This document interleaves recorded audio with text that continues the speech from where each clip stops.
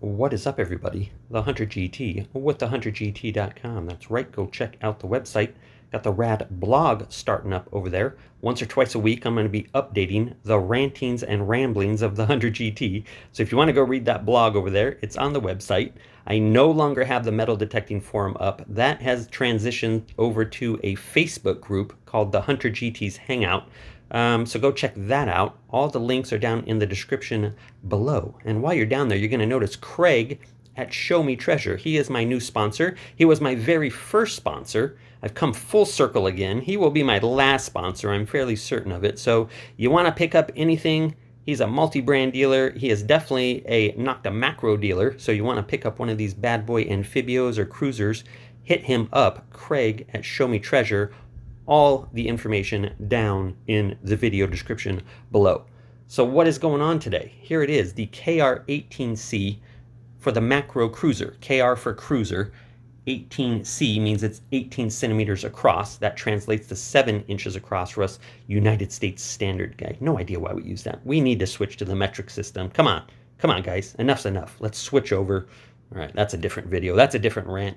Anyway, so here it is, the KR18C. It is compatible with the Amphibio. Kruzer and Amphibio coils do swap back and forth, so if you have an Amphibio, you can definitely pick this up. Not the gold Kruzer coils. Let me make that clear. Not the gold Kruzer, just the normal Kruzers and the Kruzer Multi. They do swap over with the Amphibio coils. So it's a lovely coil. I mean, look at this. It's like a snakeskin bed liner, rough coating on it. I really love it. It's like the greatest texture I've ever felt. It's really nice. I just don't know how to explain it. You gotta, hopefully that's coming through on the camera. You just gotta see it. It's really nice.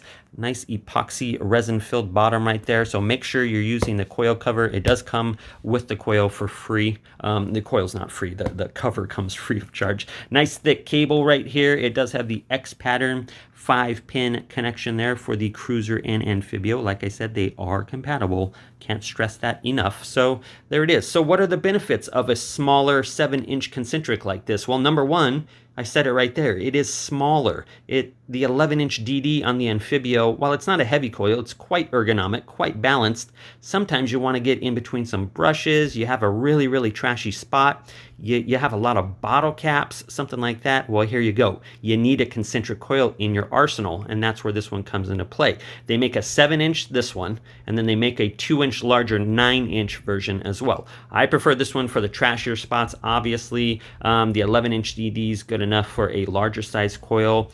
And yeah, it's just quite a benefit to have a concentric somewhere in the arsenal. If you ever get to a site and, you know, guys used to party and drink their beers there and their crown caps and all that go flying everywhere, you're going to wish you had a concentric coil. They are so much better on the ID in iron, aluminum trash, pull tabs, bottle caps are going to ID it much better than a DD. So a huge benefit with this coil right here. And like I said, it is smaller. It's going to let you get in between those tough spots. Yeah, it's a win-win situation having a concentric and a DD for each scenario that arises. So there it is. What do you say we throw this bad boy on the end of the Amphibio stick and see what sort of air test numbers we're getting. We will check out a little bit of nail testing as well. Wouldn't be a Hunter GT video without a little bit of nail testing, right? So we'll see how this KR18C does on the Amphibio. All right, I don't have time to do each and every mode, so I'm just gonna do 4-tone mode. I'm not gonna do 2, 3, 4, 99, beach, cash, Gin Delta. I'm not going to go through everything. That's bonkers. So we're going to do 4-tone mode. I got it cranked up to about 85. Stock is 70, so I've gone up about 15, about halfway up to 99, halfway up to 100. So you do not need to crank this thing up. I mean, 75, 80 range is plenty. The stock setting of 70 is plenty, and I'm going to show you that right here. This is 85. It's pretty much as maxed out as I can get it indoors without it really going crazy from the EMI. But I'm going to show you, even at 85, how good this does. I got the usual suspects here, some large silver, small silver, gold ring, an eagle button, a V-nickel. We're just gonna run through some quick ones here. Let's start large here. What are we getting here?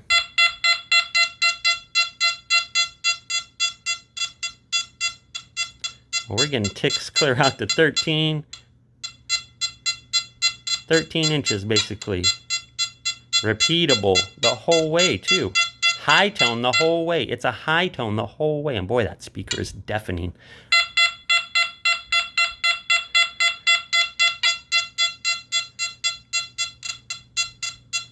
Hear that? It does a real good job of keeping the tone and not mid-toning it or low-toning it at distance. Silver quarter, silver Washington quarter. 8 inches. 10. We're getting ticks past a foot yet again. V-nickel. Nice mid-tone.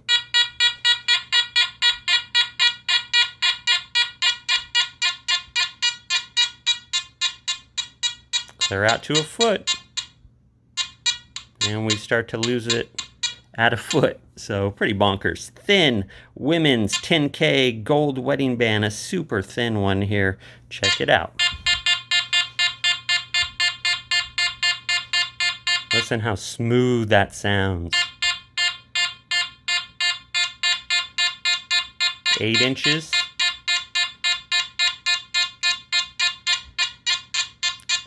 All right, starting to break at 10. And 11 ticks at 12.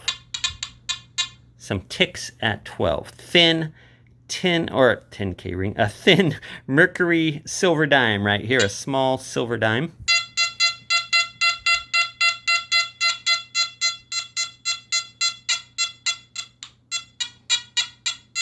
Ticks at 11. Ticks at 10. 9 is loud and clear. A foot. Nothing at a foot. Maybe a pop or two. A pop or two. That might just be some EMI. And a eagle button there. Look at that. Pre-Civil War. That is a Mexican-American War silver. No, that might not. I think that's my other one. This one might just be a regular old eagle button. I can't tell the dates. I'm not a button expert. Anyways, let's go.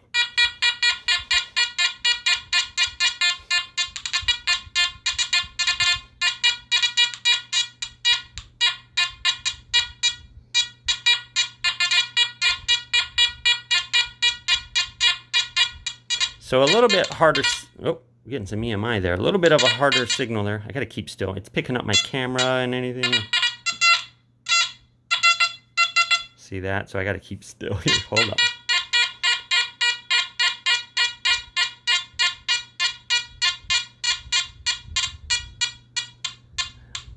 About 10 inches. It starts to tick off at 10 inches on that small little button. As you can hear, it is a little poppy, a little chatty. Like I said, indoors, 85 is about as good as it gets. Outdoors in some open areas, yeah, I can crank it up to 99, but there's no point in it. Like I said, 70, 75, 80, 85, like you're seeing here in this video, bonkers deep for a 7-inch concentric coil. Are you kidding me? Let's go do a nail tester too. All right, here we go. I am factory reset. Two-tone mode. I have it set up to the way I would hunt it. I factory reset it, and then I change the tone adjust.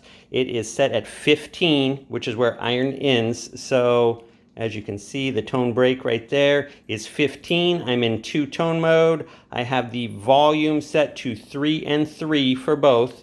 So, and the pitch at 70 and 15. So at 15 and above on the disc, it's going to bump up to 70 on the tone, so we should get a nice squeak. So this way, you can hear nice iron audio. This way, we're going to get a little bit of a squeak because it is a galvanized, modern, long nail. It's like a 3.5, 4-inch nail. I want to say it's a 4-inch nail, so I want to use a big fat nail for this. No, I don't have a square nail or some old rusty relic site nail. This is actually a tougher test because this is a steel... or not galvanized, but a stainless steel nail, stainless steel. So it's actually a tougher test than a rusty nail. So you're gonna get a little bit of a chirp this way, but listen, mostly iron audio. So we can still hear that chirp here and there, but listen when we add a coin. So add that Indian head.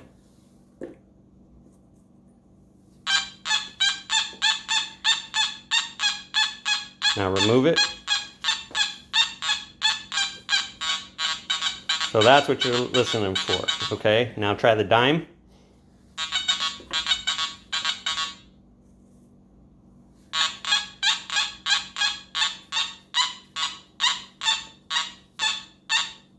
Long sweeps. Cherry pick it. Now remove it. You can see it disappears. We still get little itty bitty chip chip chip little pops here and there, but it's a night and day difference when the coin is gone. So now we're gonna try it. Now it's gonna pass this way, no problem. That's the easy test. The long way here, down the barrel and all that is much harder. So let's try it at the end of the nail. Very hard test as well. Now listen.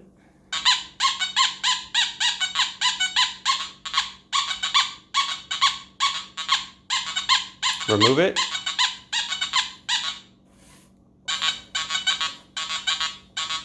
So night and day difference. You still get those little,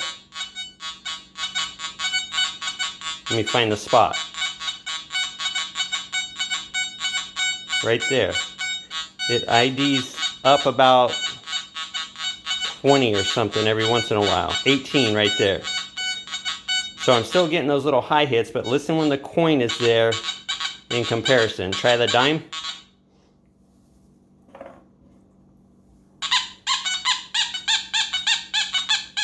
Night and day difference. Night and day difference.